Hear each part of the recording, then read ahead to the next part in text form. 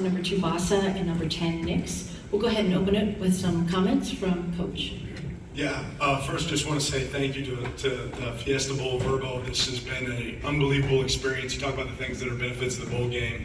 For us, it's connection. It's the time that we get to spend with each other one last time. This guy on the stage with me, some of these other guys, their last opportunity to get to spend some time with us.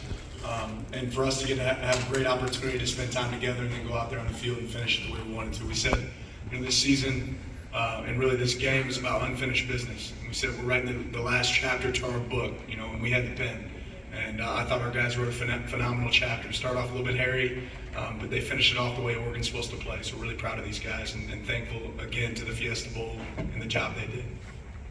We'll open it up for questions again. Let's get a mic to you. If you could announce your name and your outlet. We'll start here on the left. First row, please. Matt Preem, 24/7 Sports. Dan, just 12 wins only happened 5 other times in this program's history. What does this win mean? What's 12 wins mean to this team, this program? Yeah, I just think it speaks to the direction, the base that these guys have created for where we're headed and what we're about to do.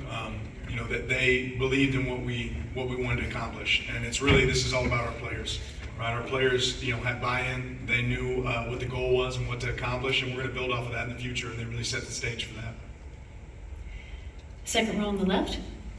Hey, Bo. David Brandt from the Associated Press. You end your career as one of the most experienced, productive college quarterbacks ever. Do you feel 35 years old in quarterback years, or what's it feel like now that this kind of odyssey is finally done? Well, I feel like I have played a lot of football, but every time I went out there, it slowed down more and more, and by the end of it, I just had a really comfortable feel. And I think this year with what we were doing offensively, schematically, I think we just we're very efficient, and part of that is because of what we did offensively, and then the players we have on our side of the ball. And it's been a great career. It's been a lot of ups and downs, and it's been there's been some great adversity too that I've been able to learn from, and I wouldn't be here without every year, every step has been another journey, and I wouldn't have traded anything.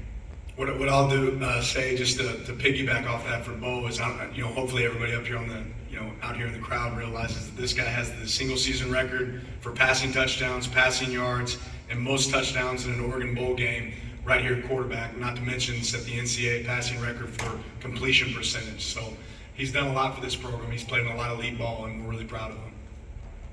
Go back to the front row here on the left.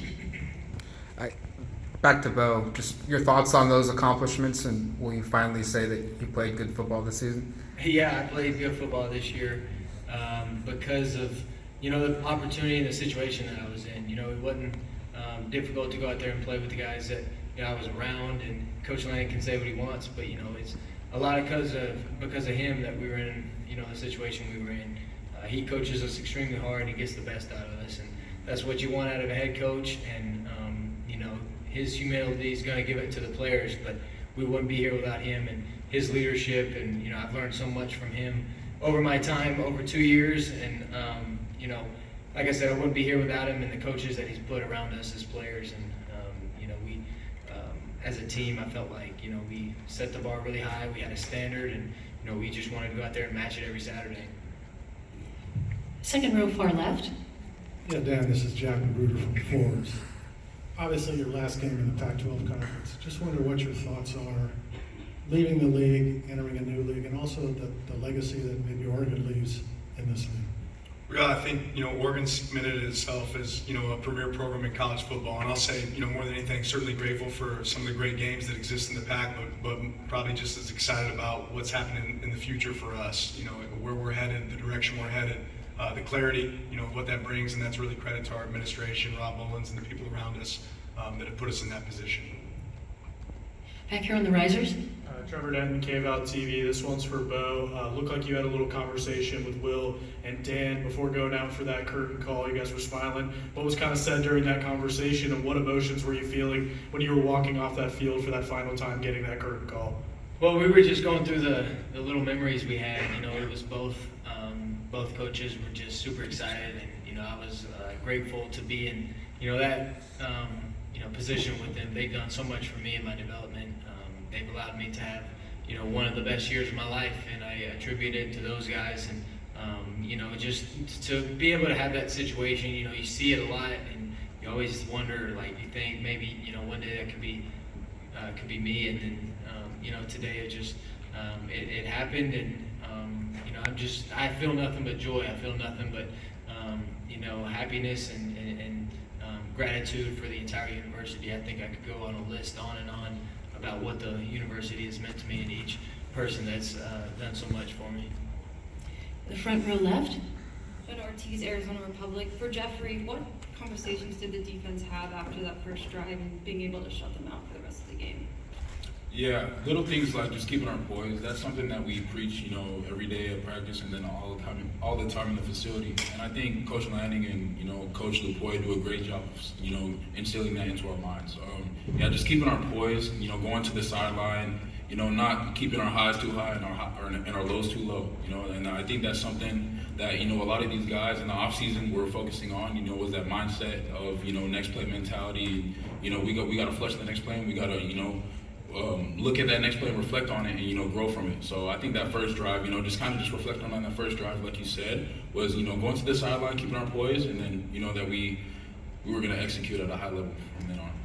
And Jeff won't give himself enough credit, but just like Bo, makes this offense run, Jeff makes this defense tick. We give him an unbelievable amount of defense that he has to process through his mind, getting us in the right call, and obviously that showed up today, and that's why he was able to play elite.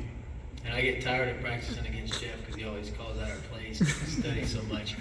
He knows exactly where to tell the guys where the ball is going, and I think that's just a tribute to him because he's such a great leader. He took ownership of it, and that's why he had such great success on the field. We'll stay in the front row left. Stanley, Arizona Republic. This question is for Coach Dan and Coach Bo, or not Coach Bo, player Bo. Coach Bo! Sorry about that. Future offensive coordinator in My Oregon. apologies. So this is the last year before the college football playoffs coming to here at Glendale for the permanent fixture. What's it like playing Fiesta Bowl before that change comes? I'll let Bo go first. Well, for being my last game and for the season that we had, I grew up watching Fiesta Bowl. I grew up watching bowl games on New Year's Day and, just dreaming and, just going outside after and just, playing like I was in that position. And, even though maybe you could say it didn't go how we wanted to this year, but I think it ended exactly how, we could have controlled it. I think we did everything we could. And with the opportunity that presented itself, we were in the Fiesta Bowl. We were able to come out here and play. It wasn't until pregame I was out there warming up, and I thought back to when back in 2010 the national championship was here, and I was able to come to it, and full circle moment, and back in my 5th year in the last game ever back in the stadium, and it's just little things like that God orchestrates, and he does things like that, and he's just up there kind of smiling. Yeah, certainly a unique experience to getting to be a part of a New Year's Six. I think, every one of our players realize how special moments like that, how special this game is. I remember being in college watching the Fiesta Bowl with Oklahoma, Boise State, getting to experience some of these games, getting to be a part of it's really, really special, for these guys up on this stage, but also for our team. Go third row left. Levi Berthold, KWBA Sports. A question for Coach and for Bo. Offensively, you guys just flip switch in that third drive. What do you think attributed to kind of the sluggish start as far as points go? Then how did the experience and leadership you guys have on the sideline, how do you flip that switch to score all those touchdowns in a row? Yeah, I think we just had to settle in. They had some success getting hands up on some batted balls that probably would have been successful plays early. But once we settled in and, made sure that we weren't beating ourselves. We talk about, bowl games come down to the team that tackles the best, the team that doesn't penalize themselves. I think we walked out today with, 2 penalties. That's a big credit to our guys operating really well, but as long as we operate within sequence, it's hard to stop the Ducks. Yeah, I think we were a batted ball and a poor, inaccurate throw from having success on the first 2 drives. But just like we do all year, we just got to settle in and continue to go. We knew that the defense was going to continue to get us the ball back, so we just had to go down there and score the first time. And once we did that, once Bucky had that long run, that really started things. Third row center. Sorry. Bo, so much has been made about your decision to play in this game when a lot of guys in your position wouldn't have or around the country didn't. What message do you think it sends, or what message do you have for players who are going to make that decision in the future about participating at the end of the year, even if there isn't the carrot of it's for a national championship, or there's not necessarily the quote-unquote stakes that would bring a player out. What did you get from this, do you think, and what do you think other players could if they looked at it differently? Well, for me, my decision was simple. I wanted to go out and compete one more time. I wanted to go out and play another game. I don't think you're promised many opportunities to play the game of football. And with the year that we had, it would have been a shame if I, didn't go out there and finish with the guys who made it all possible. And so all I can go off is just my feelings and my decision. I didn't think, I never had a question if I was playing with it or playing in it. I just kind of thought, it was going to be assumed that I was going to play in it, to be honest with you. But there wasn't much of a decision, and for some guys that's different. It's all, situationally based. But I just couldn't wait to get back on the field with these guys after what happened on December 1st, and I couldn't wait to go back out there and compete one more time. And if I had the opportunity, I was going to go use it. First row center. Dan, before this game, you were very praiseworthy of Liberty. Now that you've played them and won pretty convincingly, does that change your projections and your analysis of whether they were a team worthy of playing this game at all? Not at all. I mean, you talk about they were an undefeated team. They had an elite season. Coach Chadwell's won everywhere he's been. And, we had the better game today. We played well today. And they're a good team. You can't discredit a team going, unscathed throughout the season, undefeated. It speaks to the quality of team they are and the quality of coaches they have. They had an elite season, and hopefully this doesn't overshadow the season that they had, but I know how I wanted to come out on the end of this thing, and fortunate enough for us, our players went out and performed. Second row left. Ben Cates, the News in Advance in Virginia. Bo, we talked about your brother this week. Tell me what kind of day he had today, in your opinion, and how your feelings on what he did out there, because he seemed to have a pretty special day. Well, Tez had a Tez day. If you watch him every day, that dude goes out there, he gets open, he catches the ball, and he continues to do it over and over and over. I can't explain how awesome it was to get to play with him, for a whole season, and to see him do what he did, and to see him cap it off with the day that he had today. It was like I told him going in, I'm going to throw you the ball as much as you're open, so you just get open, and we'll take care of it. And sure enough, that's what he does, and it's so fun watching him because I understand what he's been through to get to this moment. I understand what he's been through to get to this point in his career. That dude's had to overcome a lot of adversity, a lot that I probably don't even understand. But I just think he's such a great human being. He's such an awesome person. He's one of the kindest people that you could meet. He's got a great heart, and I think it just overflows on the football field. The energy and the effort you get is how he lives his life. And he just competes even when he doesn't have to. He goes out there and competes, and I think he just reaps the rewards of that. Talk about one of the easiest recruiting deals ever is when Bo walks into my office and says, "Hey, I think we got this guy that can maybe play for us." And I was like, "Oh, okay, what do you think? We're going to have to recruit our tail off. What's it going to take?" He goes, No. Oregon was his dream school. And today, that guy that walked away with Oregon being his dream school set the single season record for receptions for an Oregon receiver. So big accomplishment for Tez and nice recruiting job by Bo. First row center. Jake Saliga, Rivals. Dan, when you take a look at the evolution through your first 2 years, last year 10-3, go to the Holiday Bowl, this year 12-2, win the Fiesta Bowl, what do you believe are the next steps heading into year 3 for you with Oregon? Well, the great thing about football is every team has a, individual identity in itself. And, what these guys built, they created, a legacy and created a tradition about, what we expect and our standard of play. But the reality is it has nothing to do with next season. So it's going to be about this next group going back to the fundamentals and starting from scratch, starting from zero and figuring out exactly what we have. But they certainly put the building blocks down for what it means to be an Oregon football player and an Oregon football team. We'll stay in the front row here, left. Dan and Jeff, lowest rushing total for Liberty all season long. What made you guys so successful in stopping the run? Let Jeff go first. Yeah, I think that just went down to, the preparation.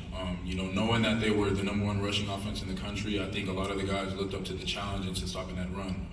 That's something that we didn't do, in the previous game, before this game, we didn't do that very well. So, accepting that challenge, I know a lot of the defensive linemen were fired up. Guys like, Taki and Dorlitz were fired up to, just go up against that offensive line.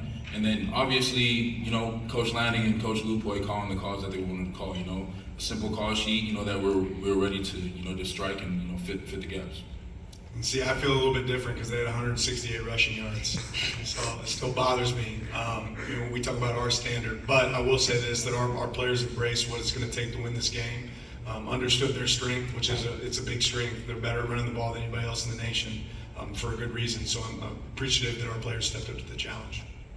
We got third row on the left. Dan Day, Sirius XM. Bo, can you walk us through that second touchdown pass? Looked like a bit of a broken play. You were able to put 6 on the board. What went down there? Was that one to Terrence? Yeah.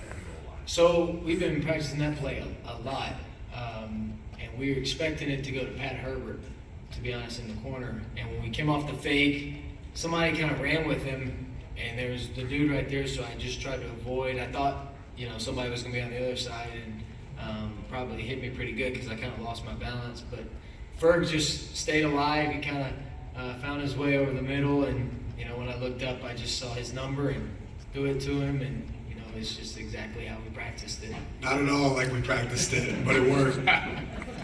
That's what Bo said to me as soon as he came to the sideline. He said, just like we practiced. I said, right. This will be our last question here on the left. Bo, question for you. A lot has been made of the single season completion percentage record, and a lot of people online throughout the game were kind of doing the math as you updated and got more completions. Was that in your mind coming into the game? And then while you're on the sideline, is there any awareness of where you are numerically? And how did you kind of deal with the pressure of knowing you were close to a record-setting game? Well, it was hard not to think about it because you're so close to something that you work so hard for, and that the season has led up to. But I would just give credit to the coaches. I think they were, aware the entire time. They just did a good job of calling the game. And when they call the game like we do, we go out and execute. And, it just kind of happens. And you got to, I think the completion percentage is important because it speaks to a lot of people. It doesn't just speak to one person.